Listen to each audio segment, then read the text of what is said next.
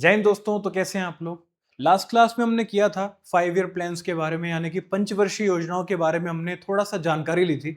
आज उसी जानकारी को थोड़ा सा और आगे बढ़ाएंगे और समझेंगे सर्वोदय प्लान को। अगर आपको याद हो तो हमने शुरुआत की थी पिछली क्लास में पंचवर्षीय योजनाओं की शुरुआत से।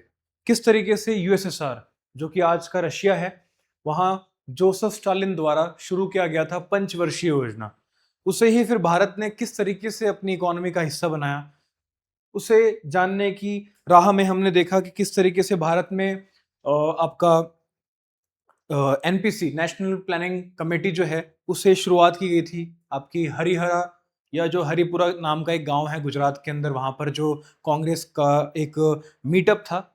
उसके बाद हमने देखा कि देश के अंदर बहुत सारे और भी प्लान्स आए, जैसे कि आपका टाटा बिरला प्लान, जिसे हम अपना पीपल्स प्लान कहते हैं, बॉम्बे प्लान है, फिर उसके बाद आपका गांधीयन प्लान है। ये 3-4 प्लान हमने देखे और आखिरी में हम आ गए थे सर्वोदय प्लान के ऊपर। ठीक है। आज की हमारी क्लास उसी पॉइंट से दोबारा कंटिन्यू होगी, यानी कि सर्वोदय प्लान से। सर्वोदय प्लान आया था साल 1950 के अंदर और इसे बनाया किसने? जयप्रकाश नारायण जी ने। ठीक है। सर्वोदय प्लान का मतलब क्या है? सर्वोदय जो है ये वर्ड महात्मा गांधी जी के द्वारा दिया गया था। सर्वोदय का मतलब है सर्वोदय, यानी सब पर दया करनी है आपको। ये प्लान जयप्रकाश नारायण ने दिया और ये जो सर्वोदय प्लान है based on Sarvodaya concept of Vinoba Bhave. एक फ्रीडम फाइटर कह सकते हैं आप उन्हें। ठीक है। उन्होंने बहुत बड़ा रेवोल्यूशन किया है हमारे देश के अंदर, जिसे हम भूदान मूवमेंट कहते हैं। और डिफेंस एग्जाम्स के अंदर अगर आप देखें तो विनोबा भावे मूवमेंट जो है ये पूछे जाते हैं आपसे। पहले हम विनोबा भावे का वो मूवमेंट पढ़ लेते हैं, उसके बाद सर्वोदय प्लान क्लियर करेंगे। ठीक है। सो विनोबा भावे मूवमेंट जो आपका है बेटा, यहां पर इसे ग्रामदान या भूदान मूवमेंट कहते हैं। ठीक है। यहां पर एक इंसिडेंट हम पढ़ने वाले हैं जिसके अंदर हम आंध्र प्रदेश के पोचमपल्ली की बात करेंगे। तो होता क्या है कि जो हमारे विनोबा भावे होते हैं वो एक रेवोल्यूशनरी होते हैं और वो गांव से गांव घूमते हैं, लोगों के अंदर जो इक्वालिटी होती है या आपस में जो भाईचारा प्रेम, इसको बढ़ाए रखने के लिए और लोगों के अंदर जो अवेयरनेस है, ठीक है, लोगों का मनोबल बढ़ाने के लिए ये पूरे देश की यात्रा पे निकलते हैं। तो ये पहुंचते हैं पोचमपल्ली आंध्र प्रदेश के अंदर। वहां जब ये अपना सेमिनार ले रहे होते हैं, यानी कि अपनी जो बातें रख रहे होते हैं लोगों के सामने, तो इनकी बातों से खुश होकर एक इंसान जो जमींदार थे, श्री रामचंद्र रेड्डी, इनके पास जो जमीन थी उसका 80 एकर्स ऑफ लैंड जो था, इन्होंने 80 जो बिना जमीन के जो किसान होते हैं, ठीक है, लैंडलेस जो विलेजर्स थे जिनके पास जमीनें नहीं थी बेटा, उन्हें उन्होंने अपनी 80 करोड़ जमीन दान दे दी। उनके साथ साथ और भी जो और बड़े बड़े जमींदार थे उनका मन भी पिघला और उन लोगों ने भी क्या किया, अपनी जमीनें उन गरीब लोगों में दान कर दी। ठीक है। कुछ लोग ऐसे भी थे, some zamindar offered to distribute some villages among the landless, यानी कि कुछ लोग इनमें ऐसे भी थे जिन्होंने पूरा का पूरा गांव ही, ठीक है, लोगों में बांट दिया। ठीक है। तो जिन लोगों ने अपनी जमीनें दी तो वो भूदान मूवमेंट बन गया, और कुछ और बड़े दिल वाले लोग थे जिन्होंने अपना पूरा का पूरा एक गांव ही दान में दे दिया, तो वो बन गया आपका ग्रामदान। तो विनोबा भावे का ये मूवमेंट बहुत ही ज्यादा इंपॉर्टेंट है। तो मैं आपसे बोलूंगा दोबारा वही लाइन की, साथ साथ अपने नोट्स बनाते चलिए बेटा। ठीक है। विनोबा भावे मूवमेंट के बाद अगर हम वापस अपनी स्लाइड पर चलें तो सर्वोदय प्लान जो है अब आपको अच्छे से समझ आएगा। सर्वोदय टर्म महात्मा गांधी द्वारा शुरू किया गया एक वर्ड आपका, जिसको कि आगे चलकर जयप्रकाश नारायण ने एक फॉर्मूले के रूप में, एक प्लान के रूप में लोगों के सामने हाजिर किया। और ये सर्वोदय कॉन्सेप्ट बेसिकली हम देखें तो विनोबा भावे के अराउंड अगर देखें तो बहुत घूमता है, क्योंकि इन्होंने ही सर्वोदय की बात की, यानी कि लोगों पर दया करें, अगर आपके पास आपकी जरूरत से ज्यादा है तो उसको बांटना सीखें। ठीक है। ये सर्वोदय प्लान भी बेटा गांधीयन प्लान की तरह ही था, क्योंकि गांधी जी भी यही मानते थे कि सबको अपना साथ रखो, ठीक है, सबके साथ रहो। यहां पर भी कॉटेज इंडस्ट्रीज की बात की गई, यानी कि जो आपके छोटे व्यापारी होते हैं या कुटीर व्यापार होता है, छोटे लेवल पर जो आपकी स्मॉल स्केल इंडस्ट्रीज से भी छोटा जो होता है व्यापार आपका, उस पर ध्यान दिया जाए, यानी कि गांव से गांव में क्या हो कि आर्थिक जो चीजें हैं, यानी कि फाइनेंशियल सपोर्ट जो है उन्हें मिले। और गांव, मैंने बोला था आपसे कि अगर एक देश का गांव खुश है, गांव का किसान खुश है, तो देश ऑटोमेटिकली खुश हो जाएगा। ओके। सेल्फ रिलायंस की बात की, यानी कि आत्मनिर्भरता की बात की, यानी कि हम दूसरे देशों पे डिपेंड नहीं रहेंगे, कोशिश करेंगे कि हम अपने आप ही चीजों को सेटल डाउन करना सीखें। ओके। और लास्ट, खेती बाड़ी। यू नो वेरी वेल कि उस वक्त पर हमारे भारत की 80 से 90% की जनता जो थी बेटा, वो क्या कर रही थी? एग्रीकल्चर कर रही थी। तो इसलिए भी ये प्लान जो था इसमें इस चीज़ों को इंक्लूड किया गया, ठीक है। तो हमने अब तक बॉम्बे प्लान, जिसे हम टाटा बिरला प्लान बोलते हैं, वो 8 इंडस्ट्रियलिस्ट जो मैंने लिखवाए थे, आपको याद है आपको? Very good. दूसरा आपका आया गांधीयन प्लान, ठीक है।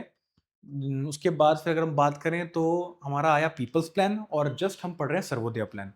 सर्वोदय प्लान दिया गया किसके द्वारा? जयप्रकाश नारायण। बॉम्बे प्लान दिया गया 8 इंडस्ट्रीज के द्वारा, ठीक है। अरदेशी दलाल उनके मेन आर्किटेक्ट रहे। अगर बात करें पीपल्स प्लान की, तो वो दिया एम एन रॉय ने, जो एक मार्क्सवादी लीडर रहे देश के अंदर। और जो आपका गांधीयन प्लान था वो दिया आपके एस एन अग्रवाल जी ने, ठीक है। तो ये हमारे चारों प्लान कंप्लीट हो गए। जल्दी से इसका भी स्क्रीनशॉट लीजिए बेटा, और साथ साथ नोट्स बनाते चलिए। अब देखिए, मैंने आपको ये चारों प्लान बड़े अच्छे से बढ़ा दिए, ठीक है। अब आप सोचेंगे कि हमने ये चारों प्लान्स पढ़े, क्या एनडीए के लिहाज से या किसी भी और एग्जाम के लिहाज से ये इंपॉर्टेंट है या नहीं? तो चलिए, इस सवाल का जवाब जो है, अगर आप निकाल पा रहे हैं तो मैं मानूंगा कि मैंने सही समझाया और आप सही समझे। ये सवाल एनडीए का पीवाईक्यू है। 1 सितंबर 2024 को एनडीए के एक एग्जाम के अंदर ये सवाल आया था। इस सवाल में बोला गया, before the Inception of the first 5 year plan, यानी कि पंचवर्षीय योजनाएं शुरू होने से पहले, which among the following plans were initiated in the India, यानी कि पंचवर्षीय योजना की शुरुआत से पहले कौन से प्लान्स आए? आपको पता है, बॉम्बे प्लान 1944, आपका Gandhian plan 1944, people's plan 1945 and Sarvodaya plan जो हमने अभी पढ़ा जस्ट 1950। ये चारों ही प्लान क्या थे बेटा? देश के अंदर पंचवर्षीय योजनाएं आने से पहले आए। क्योंकि 5 ईयर प्लान कब शुरू हुए बेटा आपके? 5 ईयर प्लान जो है बेटा, पहला 5 ईयर प्लान आपका 1951 में आया बेटा। तो अगर पहला 5 ईयर प्लान 1951 में आया है और Sarvodaya plan 1950, Gandhian plan 1944, Bombay plan 1944 और पीपल्स प्लान 1945 में, तो ये चारों प्लान ही क्या है बेटा? 5 ईयर प्लान से पहले के प्लान हैं। तो इसमें कौन सा ऑप्शन सही होगा? 1 and 2 ओनली? नहीं। 3 and 2 ओनली? बिल्कुल नहीं। 1, 2 and 3 ओनली? ये भी नहीं है। सही आंसर है आपका ऑल ऑफ दीज। और ये सवाल सिर्फ एनडीए में नहीं बेटा, अगर आप देखें तो एचपीएससी, ठीक है, उसके अलावा आपके आरआरबी और साथ ही एसएससी की जीडी कांस्टेबल के अंदर भी इस सेक्शन से सवाल आए हुए हैं। कुछ सवाल आपको ऐसे मिलेंगे कि उनको प्लान्स को ना ऊपर नीचे दिया होगा, आपको उन्हें क्रोनोलॉजी के अंदर फिक्स करना है, यानी कि पहले कौन सा आया, बाद में कौन सा आया। और याद रखिएगा कि इन प्लान्स को देने वाले जो मेन आर्किटेक्ट्स हैं उनके भी नाम आपको याद रखना है। ओके, सो अगर हम देखें तो क्रोनोलॉजी के हिसाब से सबसे पहले आया आपका बॉम्बे प्लान, दूसरा आया आपका गांधीयन प्लान, तीसरा आया आपका पीपल्स प्लान और चौथा आया आपका सर्वोदय प्लान। जल्दी से इसको भी अपनी नोटबुक में नोट करिए बेटा, फिर आगे बढ़ते हैं।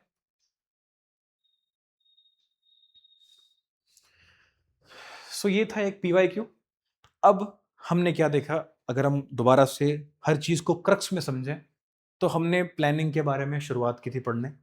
जब हमने देखा यूएसएसआर ने शुरुआत की 5 ईयर प्लान्स की, फिर भारत के अंदर जो ये सब चीज़ें हुई, कांग्रेस ने आपका एनपीसी लागू किया, ठीक है, बनाया उसको। ये होने के बाद फिर हमने ये 4 प्लान्स देखे, लेकिन अभी भी आप जानते हैं कि हम 5 ईयर प्लान तक नहीं पहुंचे। अभी भी ये 5 ईयर प्लान का एक बेस ही आपने तैयार किया। तो इसके बाद कौन सी चीज़ आएगी अब?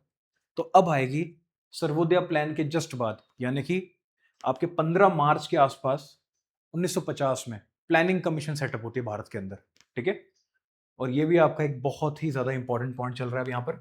प्लानिंग कमीशन जो है 1950, ठीक है, 15 मार्च 1950 को भारत में प्लानिंग कमीशन का गठन किया जाता है।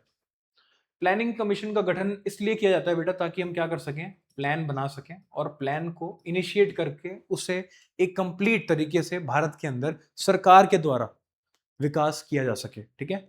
तो अगला टॉपिक है हमारा प्लानिंग कमीशन। प्लानिंग कमीशन को समझेंगे कि प्लानिंग कमीशन कैसे बना। सो प्लानिंग कमीशन जो था उसे 1950 में स्टेब्लिश किया गया।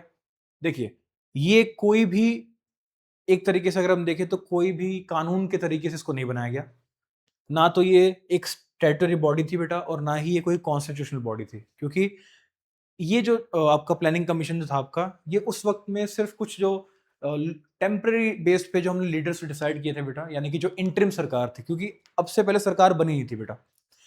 कॉन्स्टिट्यूशनल कब बनेगा आपका, स्टैट्यूटरी बॉडी कब बनेगा बेटा आपका? जब आप लेजिस्लेटिव को क्या करोगे, शुरू करोगे, पार्लियामेंट शुरू होगी। पार्लियामेंट के अंदर कौन जाएगा? जब आपके पास एमपीज होंगे, है ना। सो उस वक्त पर 1950 के वक्त में इलेक्शंस चल रहे थे, और 1950 से पहले क्या था, जो लोग इकट्ठा हुए थे, जो सरकार इकट्ठा हुई थी देश के अंदर, वो सरकार थी इंटरिम गवर्नमेंट, ठीक है। सो ऐसे में उनके द्वारा बनाया गया ये प्लानिंग कमीशन जो है बेटा, ना तो ये कोई स्टैट्यूटरी बॉडी था बेटा, और ना ही कोई कॉन्स्टिट्यूशनल बॉडी थी, ठीक है। Established by a resolution pass bye cabinet, बस इसे कैबिनेट मिनिस्टर्स के द्वारा, यानी कि जो उस वक्त पे सरकार के द्वारा चुने गए या जो ऊपर के टॉप मोस्ट लीडर्स थे, उनके ग्रुप्स को कैबिनेट बोला गया। आज कैबिनेट का मतलब अलग है, पीएम अपने हिसाब से कैबिनेट मिनिस्टर्स को डिसाइड करते हैं कौन रेल मंत्री बनेगा, कौन वित्त मंत्री बनेगा, ठीक है। लेकिन उस वक्त पे जो लोकल लीडर्स थे या बड़े लीडर्स थे, उन्होंने मिलकर एक कैबिनेट बनाई, और उस कैबिनेट ने क्या किया बेटा, ये प्लानिंग कमीशन बनाई, और उसको इन्होंने एडवाइजरी बॉडी के रूप में क्या किया, सम्मानित किया। और यही सेम क्वेश्चन मैंने एक और एग्जाम में देखा था कि प्लानिंग कमीशन जो है वो किस डिपार्टमेंट का हिस्सा मानी जाएगी। तो उसके अंदर दिया था statutory corporation, constitutional body, advisory body, ठीक है, इस तरीके से। तो उसका सही आंसर एडवाइजरी बॉडी था। सो याद रखिए, प्लानिंग कमीशन एक एडवाइजरी बॉडी है, ठीक है, ना तो वो कोई कॉन्स्टिट्यूशनल बॉडी है और ना ही वो कोई स्टैट्यूटरी बॉडी है, ठीक है।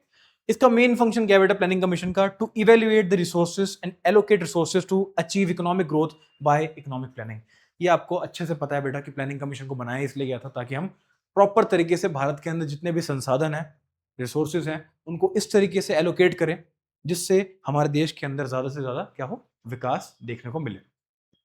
जल्दी से इसका भी स्क्रीनशॉट लीजिए बेटा और नोट्स बनाते चलिए। चलिए, तो अब थोड़ा सा और आगे बढ़ते हैं प्लानिंग कमीशन के अंदर, जहां से थोड़े बहुत सवाल आपके बन सकते हैं और जो चीजें आपको पता होनी चाहिए। प्लानिंग कमीशन का हेड कौन होता है बेटा, प्लानिंग कमीशन का हेड होता है पीएम, यानी कि प्रधानमंत्री। अब अगर आप देखें तो मैंने प्रधानमंत्री के आगे क्या लिखा है, ex officio chairman. Ex officio chairman का मतलब क्या होता है, देखिए जब भी किसी भी चेयरमैन या किसी भी पोस्ट के आगे लिखा हो एक्स ऑफिशियो, तो ये जुड़ जाती है बेटा किस चीज से, जब आप एक किसी पोजीशन पे हो और उस पोजीशन की वजह से आपको किसी भी चीज के अंदर चेयरमैन बनने का मौका मिले या कुछ और प्रिविलेजेस मिल जाती है बेटा, उसे एक्स ऑफिशियो चेयरमैन कहते हैं। यानी प्लानिंग कमीशन का हेड वही बन सकता है जो देश का प्रधानमंत्री होगा। यानी आप पहले प्रधानमंत्री बन जाओ, प्रधानमंत्री बन जाओगे तो अपने आप ही इसके चेयरमैन बन जाओगे, यानी कि ये एक्स ऑफिशियो क्या है, आपकी सीट है। जैसे अगर हम बात करें राज्यसभा की, तो राज्यसभा के चेयरमैन कौन होते हैं, अगर आपको भारत में राज्य सरकार का चेयरमैन बनना, तो क्या करना पड़ेगा आपको, कौन सी पोस्ट पे जाना पड़ेगा। अगर आप देश के अंदर वाइस प्रेसिडेंट की पोस्ट पे हो, ठीक है, तो वाइस प्रेसिडेंट की पोस्ट पे अगर आप हो तो आप ऑटोमेटिकली क्या बन जाओगे, चेयरमैन, ठीक है, किस चीज के, राज्यसभा के। चलिए एक सवाल मैं आपसे पूछता हूं, भारत के पहले चेयरमैन कौन थे राज्यसभा के। सिंपल सी बात है, जो देश का पहला वाइस प्रेसिडेंट होंगे वही देश के पहले राज्यसभा के चेयरमैन माने जाएंगे, ठीक है। तो ये आपका होमवर्क है, आप मुझे बताएंगे, कमेंट करिएगा आप लोग कि भारत के पहले वाइस प्रेसिडेंट कौन थे। अभी कौन है, अभी इस वक्त पर सीपी राधाकृष्णन जो है हमारे देश के वाइस प्रेसिडेंट है। फर्स्ट जो है बेटा वो भी उसी नाम से जुड़े हुए हैं, ठीक है, जिनके नाम पे हम टीचर्स डे सेलिब्रेट करते हैं, ठीक है। तो एक्स ऑफिशियल चेयरमैन जो होता है बेटा वो पीएम कहलाता है, ठीक है। यानी कि अगर आप पीएम हैं तो आप ऑटोमेटिकली प्लानिंग कमीशन के चेयरमैन बन जाएंगे। साथ ही अगर आपसे कोई पूछे कि पहला चेयरमैन कौन था प्लानिंग कमीशन का, तो वो थे आपके जवाहरलाल नेहरू जी, ठीक है, क्योंकि वो देश के पहले प्राइम मिनिस्टर थे। तो जवाहरलाल नेहरू जो थे बेटा, वो भारत के पहले क्या बने बेटा, प्लानिंग कमीशन के चेयरमैन बने। और लास्ट बेटा कौन थे, नरेंद्र मोदी। और उनके बाद फिर उन्होंने इसको अबॉलिश कर दिया, प्लानिंग कमीशन अब हट चुकी है बेटा। आपको पता होगा कि 2015 के बाद अगर आप देखें तो प्लानिंग कमीशन को हटाकर जो है नई जो है एक आयोग लेकर आया गया, नीति आयोग, जिसका फुल फॉर्म है national institution for transforming India, ठीक है। तो प्लानिंग कमीशन को रिप्लेस कर दिया गया है नीति आयोग से, और नीति आयोग के अंदर भी चेयरमैन जो होता है बेटा वो एक्स ऑफिशियो क्या होता है बेटा, चेयरमैन ही कहलाता है। यानी कि जो पीएम रहेगा वही ऑटोमेटिकली क्या बन जाएगा, नीति आयोग का चेयरमैन बन जाएगा। क्या आपको ये चीज समझ आई बेटा, प्लानिंग कमीशन का एक्स ऑफिस चेयरमैन कौन होता है बेटा, देश का प्रधानमंत्री। पहले चेयरमैन कौन थे बेटा, जवाहरलाल नेहरू जी। लास्ट कौन थे बेटा आपके, नरेंद्र मोदी जी। अब चेयरमैन अगर आपसे ना पूछे और आपसे पूछते डिप्टी चेयरमैन कौन है, तो डिप्टी चेयरमैन कौन है बेटा, पहले फर्स्ट डिप्टी चेयरमैन जो थे बेटा आपके वो थे गुलजारी लाल नंदा जी, गुलजारी लाल नंदा। वैसे इनका नाम अपने आप में बहुत बेमिसाल माना जाता है, क्योंकि भारत के अंदर एक्टिंग पीएम यानी कि जब भी प्रधानमंत्री की किसी ऐसे स्टांसेस में डेथ हो जाए कि उनका टेन्योर बाकी हो, कार्यकाल बाकी हो, ठीक है, तो ऐसे में उनकी जगह पर जो पीएम का पद संभालते हैं उन्हें एक्टिंग पीएम बोलते हैं। भारत में 2 बार ऐसी सिचुएशंस हुई बेटा, जब जवाहरलाल नेहरू की डेथ हो जाती है तो उस वक्त पर गुलजारी लाल नंदा जो है बेटा भारत के एक्टिंग पीएम बन जाते हैं। सेम जस्ट उनके बाद जो लाल बहादुर शास्त्री जी जो होते हैं वो हमारे देश के सेकंड प्रधानमंत्री बनते हैं, और उनकी भी ताशकंद में जो है डेथ हो जाती है, जिसके कारण दोबारा से गुलजारी लाल नंदा क्या बनते हैं बेटा, एक्टिंग पीएम बनते हैं। तो भारत में सिर्फ एक ही इंसान है जिन्होंने एक्टिंग पीएम का पद संभाला, वो थे गुलजारी लाल नंदा, और वो भी 2 बार एक्टिंग पीएम बने। ठीक है, तो गुलजारी लाल नंदा का नाम आपको याद रखना है बेटा, ये हमारे देश के ओनली क्या है बेटा आपके एक्टिंग पीएम।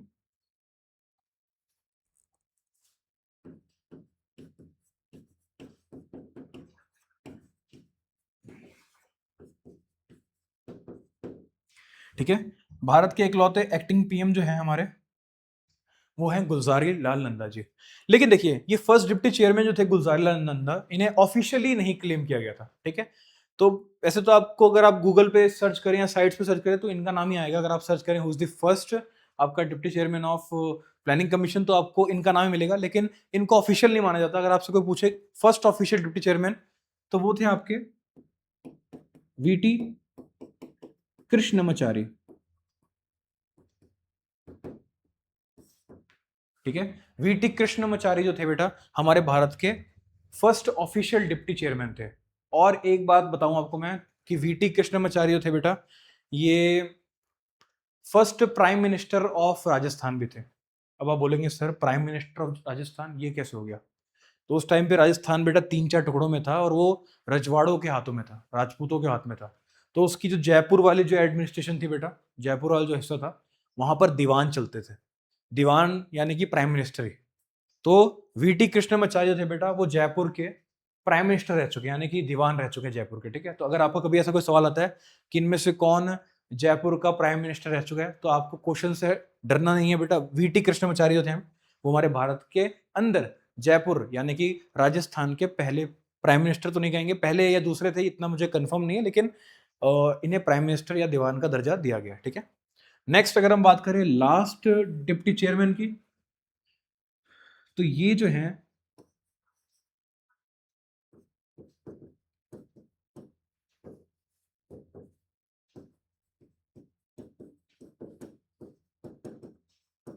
ये है आपके मोंटेक सिंह अहलूवालिया।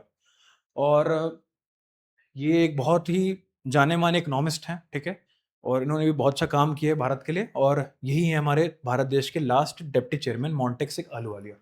तो इस स्लाइड में थोड़ा सा बोर हुए होगे आप लोग, क्योंकि इसमें सिर्फ फैक्ट्स हैं, क्योंकि इनमें से सवाल बन सकता है आपका। जस्ट लास्ट बार रिवाइज कर रहे हैं, प्लानिंग कमीशन 1950 में सेटअप हुआ।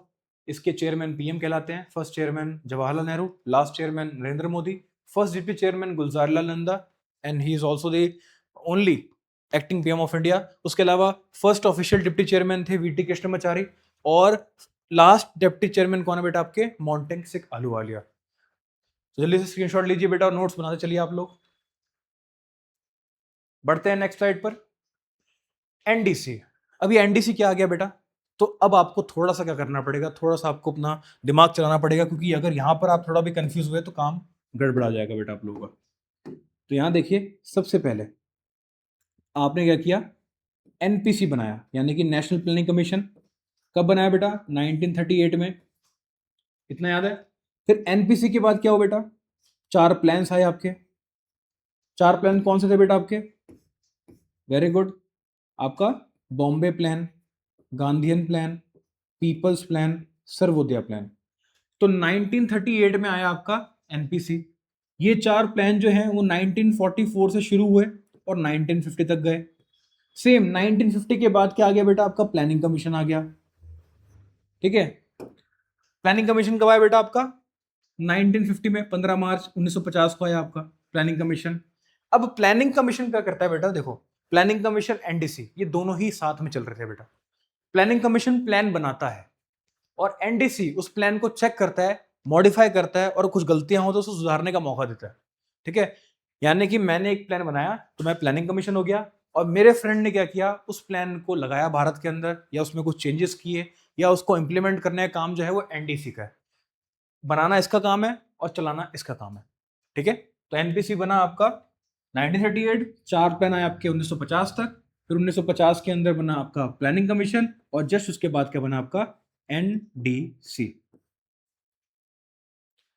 तो यही एक लंबी चेन है जिसको हमने पढ़ने में टाइम लगाया थोड़ा सा। एनडीसी का फुल फॉर्म क्या बेटा आपका, national development council. National development council. Clear. NDC आया था साल 1952 में। एनडीसी 1952 में आया था, 6 अगस्त में भी शायद, 6 अगस्त 1952 को भारत में आया एनडीसी, नेशनल डेवलपमेंट काउंसिल। ठीक है, और वैसे तो यहां लिखना था मेरे को, एस्टेब्लिश्ड ऑन 1952, 6 अगस्त 1952। ये एपेक्स बॉडी है बेटा, यानी कि ये सबसे बड़ी बॉडी है भारत के अंदर जो रिस्पॉन्सिबल है रिव्यू करने के लिए, मॉडिफाई करने के लिए और ग्रांट करने के लिए, किसको, दोज प्लान्स जिसको कि आपकी प्लानिंग कमीशन ने बनाया। क्लियर हो गया पूरा का पूरा, कोई डाउट तो नहीं है आप लोगों को? Very good. अब आते हैं, हम इस क्लास को यहां पर एंड करेंगे, क्योंकि इसके बाद जो 12 आपके 5 ईयर प्लान्स हैं उन्हें हम डीपली पढ़ेंगे। ठीक है, नेक्स्ट शायद क्लास में, नेक्स्ट लेक्चर में हम शायद पहले के 6 पढ़ेंगे, या मैं कोशिश करूंगा कि सारे के सारे थोड़ा जल्दी से आपको पढ़ा दूं। ठीक है, लेकिन उससे पहले, क्लास को एंड करने से पहले, हम ये लास्ट एक एनडीए का पीवाईक्यू करेंगे। ये पूछा गया था 4 सितंबर 2022 में, ये एनडीए में सवाल आया था आपका। Consider the following movements. पहला ये क्वेश्चन का ही पार्ट है बेटा, establishment of planning commission, formation of the national development council, approval of the first 5 year plan by NDC and constitution of the national planning committee. तो इनको आपको chronology में फिक्स करना है कि पहले क्या हुआ, बाद में क्या हुआ। ऑप्शंस आपके सामने हैं, मैं आपको 1 मिनट दे रहा हूं, चूज कीजिए कि कौन सा आंसर आपको लगता है सही और कौन सा गलत।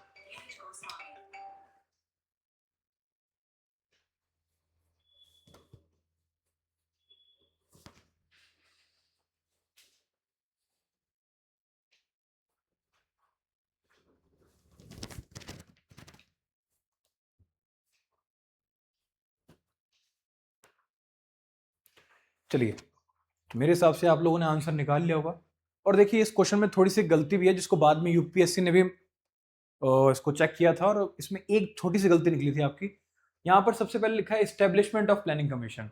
प्लानिंग कमीशन का बना बेटा आपका 1950 के अंदर, तो ये तो नहीं है। पहले formation of the national development council, NDC कब बना बेटा, 1952 के अंदर। Approval of the first 5 year plan by NDC, पहला 5 ईयर प्लान वैसे 1951 में आया था। और हाँ, एक चीज की दिक्कत है बेटा यहाँ पर, कि पहला 5 ईयर प्लान 1951 में आया था और उसके जस्ट 1 साल बाद एनडीसी बनाया गया। यही इस क्वेश्चन की मिस्टेक है बेटा। ठीक है, और constitution of the national planning committee, NPC कब बना बेटा आपका, ये तो पता है बेटा आपको, 1938 में हरिपुरा सेशन के अंदर, गुजरात के अंदर। तो पहले क्या हुआ बेटा, पहले आपका फोर्थ हुआ। इन चारों ऑप्शंस के अंदर सबसे पहले 4 हुआ, फिर आपका प्लानिंग कमीशन बना, फिर आपका एनडीसी बना, और फिर आपका 5 ईयर प्लान आया। वैसे तो 5 ईयर प्लान पहले आया, एनडीसी बाद में आया, लेकिन इस क्वेश्चन का जवाब जो है यूपीएससी ने इस तरीके से दिया कि एनडीसी ने उसके बाद जितने भी 5 ईयर प्लान्स आए, उन सारे 5 ईयर प्लान्स को पहले एनडीसी डिसाइड करता है, फिर लॉन्च करता है। इसलिए हम इस क्वेश्चन के अंदर आंसर क्या निकालते हैं बेटा, कि सबसे पहले आपका एनपीसी बना, फिर आपका प्लानिंग कमीशन बना, फिर आपका एनडीसी बना, और लास्ट में क्या बना बेटा आपका 5 ईयर प्लान भारत में लॉन्च हुआ। तो अगर इस क्वेश्चन में कोई दिक्कत है, परेशानी है, आप कमेंट कीजिए, और प्लीज थोड़ा सा इन लेक्चर्स पे ध्यान दीजिए, क्योंकि आने वाले लेक्चर्स आपको तभी समझ में आएंगे जब आप इनको अच्छे से क्लियर कर लेंगे। ठीक है, तब तक के लिए बेटा जय हिंद दोस्तों।